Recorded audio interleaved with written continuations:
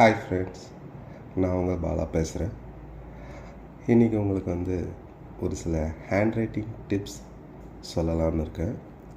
கண்டிப்பாக உங்களுக்கு அது யூஸ்ஃபுல்லாக இருக்குன்ற ஒரு நம்பிக்கை இருக்குது. ஃபர்ஸ்ட் ஆஃப் ஆல் நாம் செய்யக்கூடிய ஒரு சின்ன மிஸ்டேக் என்னென்னா, பசங்க நல்லா எழுதுகிறாங்களான்னு பார்க்குறோமே தவிர எப்படி எழுதுகிறாங்கன்னு சில சமயங்களில் நாம் கவனிக்க மாட்டோம். ஃபர்ஸ்ட் ஆஃப் ஆல் அந்த பேசிக் ரூல்ஸ் எப்படி எழுதணுன்ற முறையை ஒரு சில 4 to 5 பாயிண்ட்ஸ் சொல்கிறேன். அது கண்டிப்பாக உங்களுக்கு யூஸ்ஃபுல்லாக இருக்கும்னு நினைக்கிறேன். ஃபர்ஸ்ட் ஆஃப் ஆல் நம்ம students pencil, first point pencil பிடிக்கக்கூடிய முறை. ஓகேவா? இன்றைக்கி நிறைய மாணவர்கள் பார்த்திங்கன்னா பென்சிலை பிடிக்கக்கூடிய மெத்தடே பார்த்திங்கன்னா சில தவறுகள் இருக்குது. அந்த தவறுகள் என்னென்னா, சில பேர் பார்த்திங்கன்னா இந்த பென்சிலை பார்த்திங்கன்னா இப்படி பிடிப்பாங்க, ஒரு சிலர் இப்படி பிடிப்பாங்க, ஒரு சிலர் பார்த்திங்கன்னா இப்படி பிடிப்பாங்க. ஆக்சுவலாக இதெல்லாம் பார்த்திங்கன்னா ராங் மெத்தட். ஆக்சுவலாக கரெக்டான மெத்தட் என்னென்னா, this is the right method. ஓகேங்களா? இங்கே கீழே 3 ஃபிங்கர் 1 by 1 இருக்கணும். மேலே பார்த்திங்கன்னா இந்த ஆள்காட்டி விரல் கொஞ்சம் ஃப்ரண்ட்டில் இருக்கணும், நம்மளுடைய கட்டை விரல் கொஞ்சம் பின்னாடி இருக்கணும். இதுதான் கரெக்டான பென்சில் பிடிக்கக்கூடிய முறை.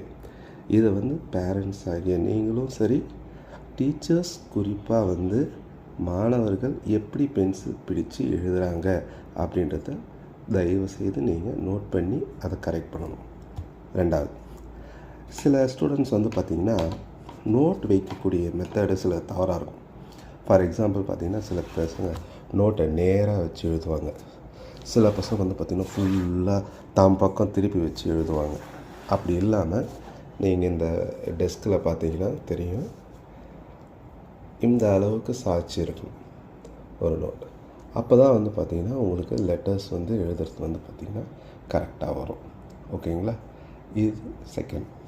தேர்டு, சில பேர் பார்த்திங்கன்னா இந்த மணிக்கட்டுன்னு சொல்லுவோம். ஓகே, இந்த மணிக்கட்டை பார்த்திங்கன்னா சில பேர் ரொம்ப மடக்கி எழுதுவாங்க. இந்த மடக்கி எழுதக்கூடிய மெத்தட் தவறு. ஓகேவா?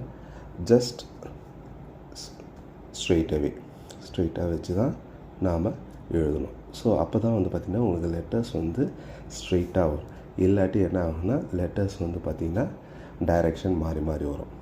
தென் நெக்ஸ்ட்டு, அந்த எழுத்துக்கள் எழுதும் முறை பார்த்திங்கன்னா உங்களுக்கு அடுத்த வீடியோவில் நான் சொல்கிறேன். அதை கீழே பார்த்தீங்கன்னா தெரியும். நான் செய்யக்கூடிய காமனான சில மிஸ்டேக்ஸ், லெட்டர்ஸ், அந்த மிஸ்டேக்ஸை நான் உங்களுக்கு நெக்ஸ்ட் வீடியோவில் சொல்கிறேன். அதுக்கு அடுத்து தான் பார்த்திங்கன்னா நிறைய மாணவர்கள் செய்யக்கூடிய காமனான மிஸ்டேக்கு, கோட்டை விட்டு தாண்டி எழுதுவோம். சில பேர் பார்த்திங்கன்னா கோட்டை விட்டு மேல் நோக்கி எழுதுவோம். சில பேர் பார்த்திங்கன்னா கோட்டுக்கு கீழே வரும் லெட்டர்ஸ். அந்த லைன்லேயே எப்படி கரெக்டாக எழுதுகிறோன்றத நம்ம பேரண்ட்ஸ், டீச்சர்ஸ் நோட் பண்ணி அவங்களுக்கு சொல்லணும். இதுதான் ஃபஸ்ட்டு பேசிக் ரூல்ஸ். ஒரு மாணவன் ஒரு அழகான கையெழுத்து வருவதற்கு இந்த பேசிக் ரூல்ஸை நம்ம ஃபஸ்ட்டு அவங்களுக்கு சொல்லிக் கொடுப்போம். Okay, thanks friends.